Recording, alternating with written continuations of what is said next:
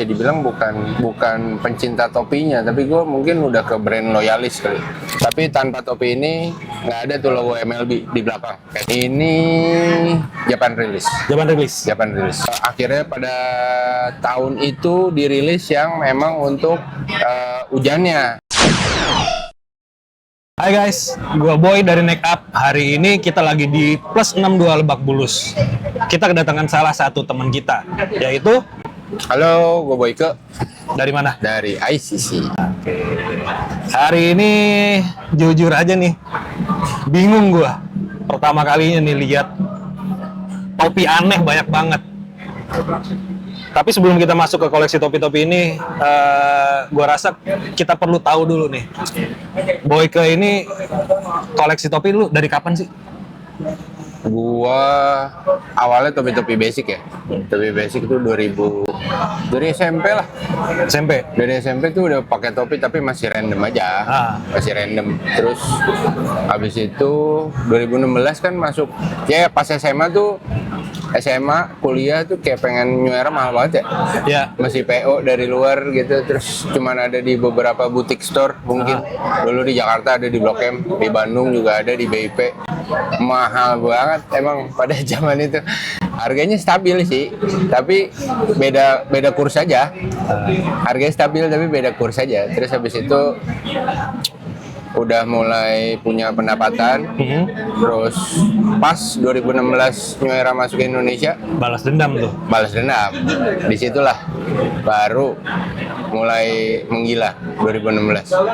Nih kalau gua lihat-lihat dari yang lu bawa, ini banyak yang nggak ada di toko sih. Bener. Aneh, banyak kan yang aneh daripada yang... Ada kok yang di toko ada. Iya. Mungkin ada yang nggak ngeliat. Mungkin. Tapi banyak topi aneh sih menurut gua. Iya. Coba, ini kenapa sih lu koleksi topi-topi aneh ini? Kalau gua nih, kalau gua tuh lebih ke karena gua apa ya, bisa dibilang bukan pencinta topinya, tapi gua mungkin udah ke brand loyalis kali.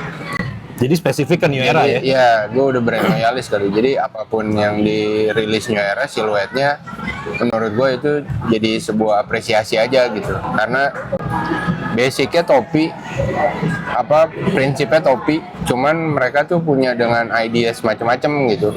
Maksudnya ya, lo nanti akan bisa lihat di sini banyak banget yang sebenarnya topi, tapi dengan ide-idenya tuh bisa jadi nggak cuma sekedar topi kayak biasa, topi baseball apa gitu. Iya. Ya meskipun ada yang masih relate historical baseball ya.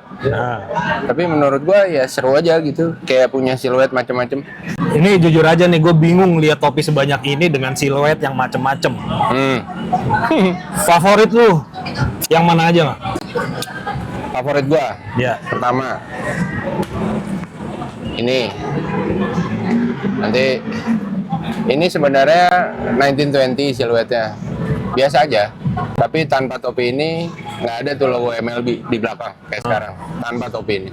Karena tahun 1934 ini yang pertama kali si New Era akhirnya mengendorse sebuah tim untuk jadi official partner untuk topi mereka. Itu. Itu ya, Indians ya? Ini bukan Indians by the way. Cincinnati ya? Cincinnati Reds. Mirip ya sama Indians ya? Iya. Cincinnati Reds. Jadi terus habis itu dirilis ulang sama New Era. Jadi masuk 1934 collection. Ya menurut gua wajib aja gitu karena dia detail-detailnya tuh yang ini masih kulit gitu, terus semuanya nggak ada bakrem, Topi lemes. Terus next visor pendek.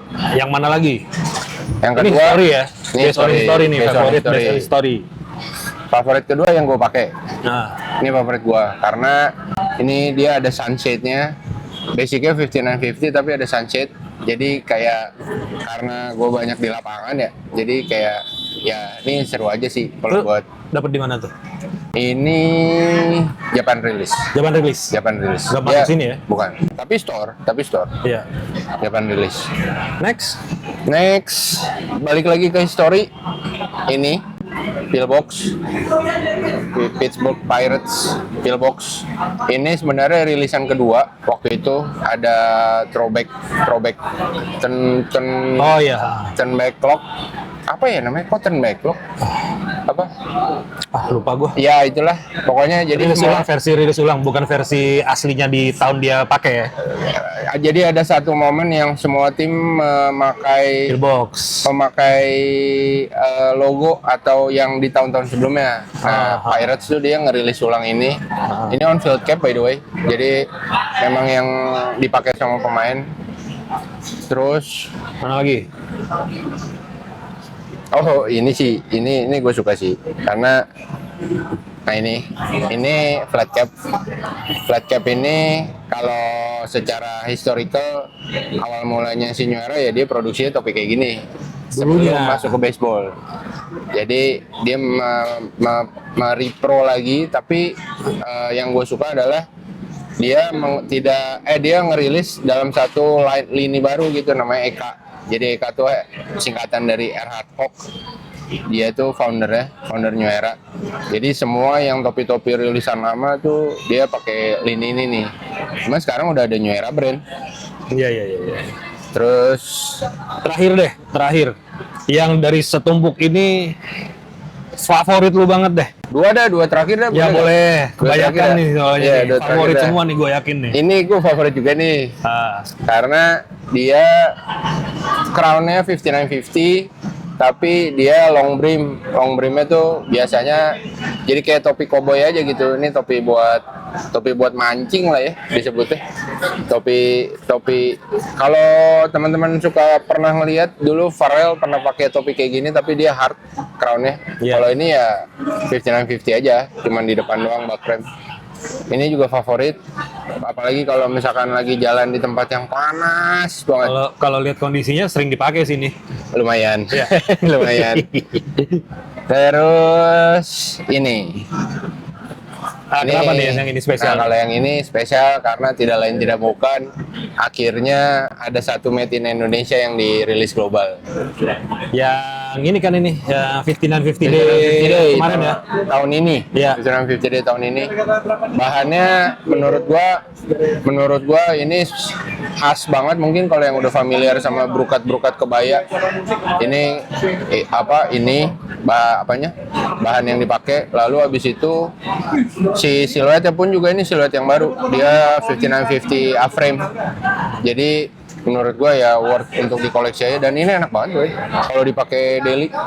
Adem sih. Adem. Ventilasinya bagus ini. Enak banget. Nah, ini terakhir banget ini mah terakhir. Iya. Sebenarnya sih semua favorit gua. Ini kalau semua diceritain sih sebenarnya sih hari sih. Sebenarnya sih ini semua favorit gua, tapi ini salah satu yang kenapa sih? di Resleting ya? Dia basicnya 940 sebenarnya. Tapi dua fungsi. Gimana tuh? Bukan dua fungsi itu ya, tapi dua fungsi aja. Jadi kayak jadi misalkan kayak lu kalau lagi kehujanan gitu lu bisa pakai crown-nya. Tapi begitu panas banget ya tinggal lu buka and then jadilah. Gue pikir dia kantong ada apanya di dalam. Lalu habis itu bisa jadi topi ini gitu. Kayak golf cap. Ya? Kayak visor cap. Ntar kalau misalkan udah ini ya udah tinggal lu pasang lagi aja gitu. Oke, baru lihat sini gue nih. Iya. Gue pikir kantong tadi keluar kayak ginian. Oh, bukan. Satu lagi deh pertanyaan dari gue. Dari segini banyak topi yang lu bawa, yang perjuangan dapetinnya paling susah yang mana? Yang lo pakai sih. Ini? Iya. Nah, gimana nih ceritanya nih? Kalau ini karena ini kan cuma dirilis di musim dingin ya. Selama setahun musim dingin cuma sekali kan. Iya. Nggak tiap hari musim dingin. Jadi kayak ngedapetin by the way ini namanya Trapper, nama siluetnya. Trapper head. Jadi ngedapetin ini tuh memang hanya dirilis di musim dingin. Musim dingin.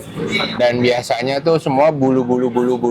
Iya, Kalau sering gue lihat bulu-bulu gitu. Bulu-bulu ya kan, bulu-bulu semua karena memang untuk menghangatkan. Tapi akhirnya pada tahun itu dirilis yang memang untuk hujannya. Jadi ini waterproof. Oh, bahannya waterproof ini? Waterproof. Jadi dia trapper tapi waterproof ya, emang untuk musim dingin juga, dan tetap lu bisa gunakan sebagaimana trapper pada umumnya. bisa digunakan. Cuman bedanya dia bisa ada visor karena di ujungnya ada kawat. Oke, ini dapat dari mana nih? Ini lagi-lagi Japan Jepang? release. Iya. Iya. Jepang kalau nyari siluet, kalau teman-teman ada yang sama kayak gue nyari siluet, lo coba sering-sering ngecek Huntingnya di Jepang ya. website Jepang, itu aneh-aneh. Jadi gengs, koleksi topi itu nggak melulu sport, karakter, dan ya topi-topi yang umum lo lihat lah. Ternyata juga banyak siluet-siluet aneh yang menurut gua pribadi jauh lebih susah nyarinya. Karena koleksi-koleksi ini bukan soal lu punya duit apa enggak, tapi jodoh-jodohan. Ya. Pas lagi ada barangnya, pas lagi ya budget lagi ada, dan menurut gua ini topi yang nggak sepanjang tahun tersedia di toko. Kalaupun itu topi baru, lebih-lebih lagi kalau topi yang lama. Lu kalau tertarik sama topi-topi kayak gini, boleh nih DM-an ngobrol sama Wikipedia topinya Indonesia. Gua Boy dari Neck Up. Gue Boyke dari ICC. Ini koleksi Boyke, mana koleksi lu? Lo?